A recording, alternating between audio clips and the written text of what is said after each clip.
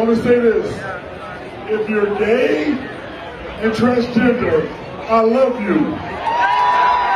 Hey, and if anybody gives you shit, you tell them Charles said.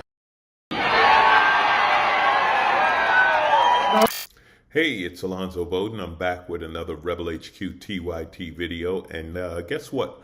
Sir Charles has spoken. Charles Barkley, and if you're not a sports fan, you may not know who Charles Barkley is, but he was a phenomenal NBA player who has gone on to become a great announcer and general spokesman and pundit on the world. When Charles speaks, people listen. And that's why this was important. He was at a casino in Vegas. He went on stage and he said to the gay and transgender community, I love you. And if anyone gives you any, tell them Sir Charles said F you. Yeah, Charles spoke up for the gay and transgender community, and he spoke out against discrimination, saying that it is the responsibility of people in power to speak out against discrimination. And Charles is a person in power. He talked about the power of TV, and this particular video has 8 million views and counting. So yeah, Charles has some power, and Charles has spoken, and you know what? I fully agree. Now, of course, being on Twitter, the trolls came out, and one of the comments talked about Charles hasn't won any rings, meaning he hasn't won and didn't win an NBA championship in his career, which somehow has something to do with this. Yeah, whatever. And others thought that there was another video pointed out where Charles said that the Democrats did nothing for poor people. Of course, this was countered by someone showing the full video, which said that poor people have been poor for 50 years. Neither party has helped them. And then he said the Democrats haven't done anything for him. So the trolls try the usual stuff, trolling Charles. But, you know, he's right on this one. He spoke out against North Carolina and their ridiculous transgender bathroom rules, which the NBA stepped up on. Took away the NBA All-Star game. The state lost millions and millions of dollars. Why? Because they were hating transgender people. And let's talk about this for a minute. This fear of transgender people going to the bathroom and attacking women. Actually, more men have attacked transgender women in the men's room than transgender women attacking women in the ladies' room. So yeah, once again, fear not based in fact, but there's more.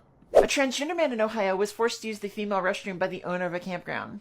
When he did, the cisgender women in that bathroom thought he was a trans woman, and so they got cis men to beat him up.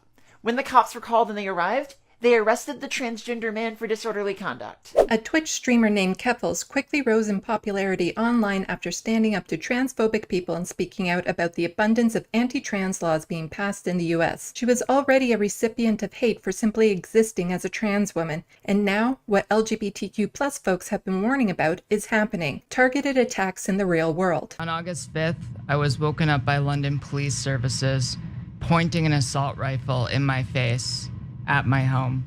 This is Rebel HQ. I'm Sandy Lobes.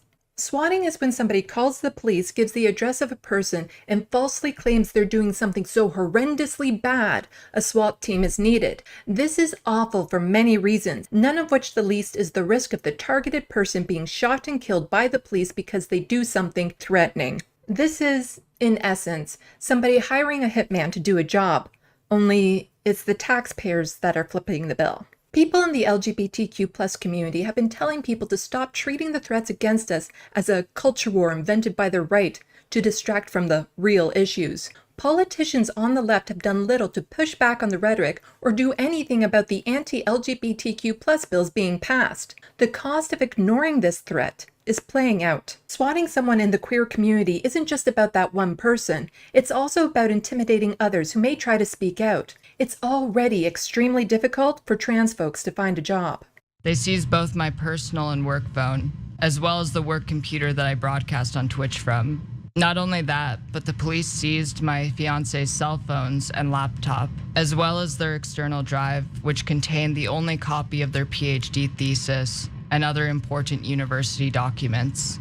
Because of the negligence of the police, we were both left functionally unemployed, and I have spent thousands of dollars replacing our computers and cell phones so our lives aren't completely destroyed by what happened to us. Kefel's story received enough media attention that she was able to raise the money needed to recoup her financial loss, move to a new place, and have money for legal fees. The reason she needs money for legal fees is because of the atrocious treatment she received from the London police. It's important to hold them accountable for what they did to her to prevent it from happening to anyone else. Most trans folks won't be as fortunate. If they survive an attack like this, there's still a good chance they will lose their livelihood. So why was it that Keffels was specifically targeted? She's been outspoken about the hundreds of anti-trans bills being passed in the US. But wait, Keffels says that she lives in London, Ontario. That's in Canada, right? Yeah, that's Canada. The same province I live in. Being in a different country didn't protect Keffels from being attacked for speaking out about what's happening in the States. The anti-LGBTQ+ movement and rolling back of rights won't be contained to the US. We need to do what we can when we can to make sure this doesn't happen.